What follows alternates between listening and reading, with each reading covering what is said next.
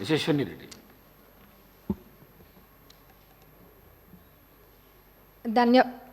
ధన్యవాదాలు అధ్యక్ష. మొదటిగా నాకు ఇక్కడ మాట్లాడడానికి అవకాశం ఇచ్చినందుకు మీకు, మరి నన్ను గెలిపించి శాసనసభకు పంపించినందుకు మా పాలకుర్తి ప్రజలందరికీ కూడా ధన్యవాదాలు అధ్యక్ష. గత 9 సంవత్సరాల నుంచి కూడా విద్యారంగం అనేది ఎంతో దారుణంగా తయారైంది అధ్యక్ష. అది నా పల్లబాట కార్యక్రమంలో ఊర్లన్నీ తిరుగుతుంటే ఆ స్కూల్స్ని చూస్తుంటే ఎంతో బాధేస్తుంది. ఎందుకంటే పిల్లలు ఎంత ఇబ్బంది ఉన్నా కానీ కొంతమంది పిల్లలు కింద కూర్చొని అసలు కనీసము మౌలిక వసతులు కూడా లేవు అధ్యక్ష. టాయిలెట్స్ అయితే అవి ఎంత దారుణంగా ఉన్నాయంటే అక్కడ పిల్లలు అవి ఎట్లా యూజ్ చేస్తుండ్రు అన్నది చూస్తేనే చూసిన వాళ్ళకి బాధ అవుతుంది అధ్యక్ష. కొన్ని చోట్లనేమో అసలు టాయిలెట్సే లేవు, కొన్ని చోట్ల ఉంటే మెయింటెనెన్స్ లేదు, ఇంకొన్ని చోట్లనేమో అసలు ఎన్ని రిపేర్స్ ఉన్నాయంటే అధ్యక్ష అది పట్టించుకున్న నాదుడే లేడు అధ్యక్ష గత 10 సంవత్సరాలలో కూడా. మరి ఇదే కాకుండా అధ్యక్ష స్టాఫ్ ప్రాబ్లం కూడా చాలా ఉంది అధ్యక్ష. మరి ఇవన్నీ కూడా మరి గత 10 సంవత్సరాలు ఎడ్యుకేషన్ అంత వెనకాల ఎందుకు వేసిండ్రో అర్థం కావట్లేదు అధ్యక్ష. వేర్లు మంచిగా ఉంటేనే చెట్టు మంచిగా ఉంటుంది. మరి అసలు ఆ వేర్లే మంచిగా లేనప్పుడు మరి ఇంకా ఏమవుతారు, పిల్లల భవిష్యత్తు ఏం కావాలి అధ్యక్ష. మరి గవర్నమెంట్ స్కూల్స్ ఒకప్పుడు ఎంత మంచిగా ఉంటుండే అధ్యక్ష. ఇప్పుడు ఆ గవర్నమెంట్ స్కూల్స్కి పంపించాలంటే ఎంత లేనోళ్ళు కూడా ఆలోచిస్తుండ్రు అధ్యక్ష. అంటే వాళ్ళకి ఆర్థికంగా ఎంత భారమైనా కానీ ప్రైవేట్ స్కూళ్ళకి పంపించుకుంటుండ్రు అధ్యక్ష. ఎందుకంటే అక్కడ పోతే ఎటువంటి వసతులు లేవు కాబట్టి. కానీ ఇప్పుడు అయితే అధ్యక్ష మన ప్రభుత్వం అధికారంలోకి వచ్చినాక ఈ విద్యారంగం అనేది క్రమంగా మెరుగుపడుతుంది. అట్లనే ఇంటిగ్రేటెడ్ స్కూల్స్ అనేది కూడా నియోజకవర్గానికి ఒక ఇంటిగ్రేటెడ్ స్కూల్ ఇస్తా అనడం కూడా ఎంతో సంతోషంగా ఉంది అధ్యక్ష. అది అందరు పిల్లలు కూడా సామాన్యులు కూడా అందరూ ఇంటర్నేషనల్ స్కూల్స్లలో చదువుకున్న విధంగా అక్కడ చదువుకుంటారు అధ్యక్ష. మరి ఆ విధంగానైనా ఈ విద్యారంగం అనేది కొంచెం మంచిగా అవుతుంది అధ్యక్ష. మరి ముఖ్యంగా అధ్యక్ష ఈ టాయిలెట్స్ అనేది మటుకు చాలా పెద్ద సమస్య అధ్యక్ష. ఏదో చెప్పాలని కాదు, నేను నిజంగా అన్ని స్కూల్స్ విజిట్ చేస్తున్నా. మరి గతంలో వాళ్ళు చేయలేంది మన ప్రభుత్వంలో చేసి చూపిస్తామన్న నమ్మకం నాకు ఉంది. అది ఖచ్చితంగా కూడా చేస్తాం అధ్యక్ష.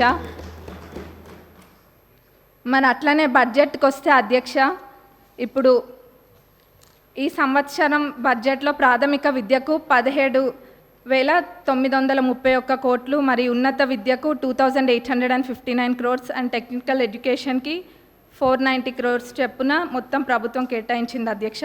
మరి మొత్తం కలిపి చూస్తే 21,000 కోట్ల పైన అధ్యక్ష.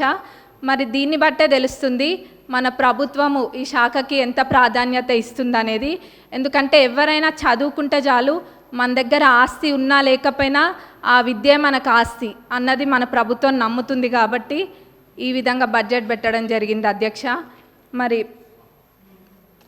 నేను ఇందాక అన్న విధంగా వాళ్ళు చేయండి తప్పకుండా మన ప్రభుత్వం చేసి చూపిస్తుంది.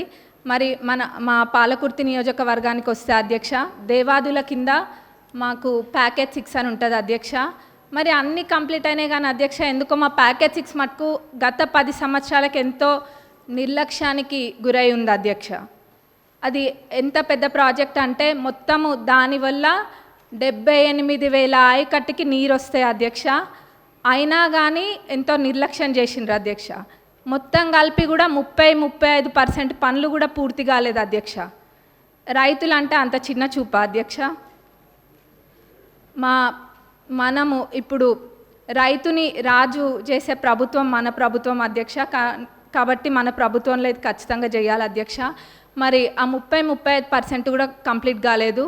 ఏమైందంటే గత ప్రభుత్వంలో గత పాలకులు ఏదో ఎలక్షన్ల ముందు ఆదరాబాదరాగా జనాలకు చూపించుకోవడం కోసం అని చెప్పి పాత కాంట్రాక్టర్ యొక్క టెండర్ని రద్దు చేసి కొత్త కాంట్రాక్టర్లను పిలిపించి ఆ ఎస్టిమేట్లో ఎన్నో తప్పులతోటి అధ్యక్ష, ఎన్నో మిస్ చేసి ఎస్టిమేట్ వేసిండ్రు అధ్యక్ష.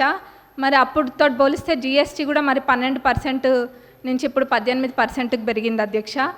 ఇట్లా ఎన్నో ఇబ్బందులతోటి ఈ కాంట్రాక్టర్లు కూడా పనులు చేయలేకపోతుండ్రు అధ్యక్ష.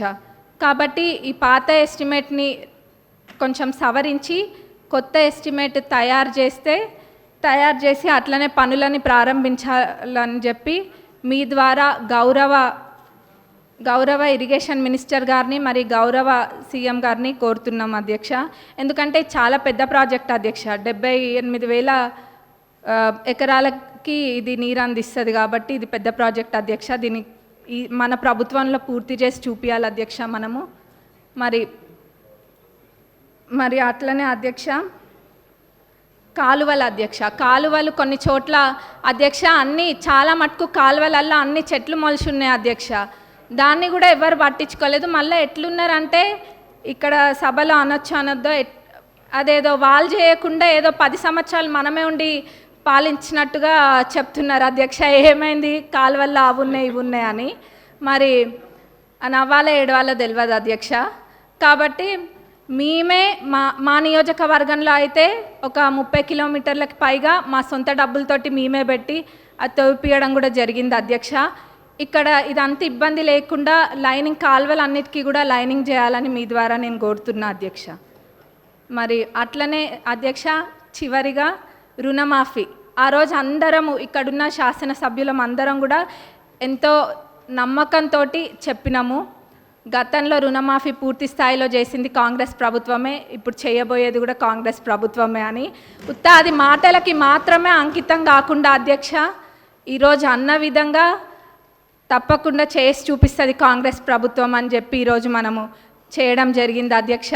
మరి ఇది అందరికీ ప్రతి ఒక్క కాంగ్రెస్ కార్యకర్తకి మరి ప్రతి ఒక్క రైతులకు కూడా ఇది గర్వించదగ్గ విషయం అధ్యక్ష. మరి మన గౌరవ అగ్రికల్చరల్ మినిస్టర్ గారిని మరి మన డిప్యూటీ సీఎం గారికి మా నియోజకవర్గ ప్రజలందరి తరపున ధన్యవాదాలు తెలియజేస్తున్నా అధ్యక్ష. నాకు ఇక్కడ మాట్లాడే అవకాశం ఇచ్చినందుకు మరొకసారి ధన్యవాదాలు తెలుపుతూ ముగిస్తున్నాను.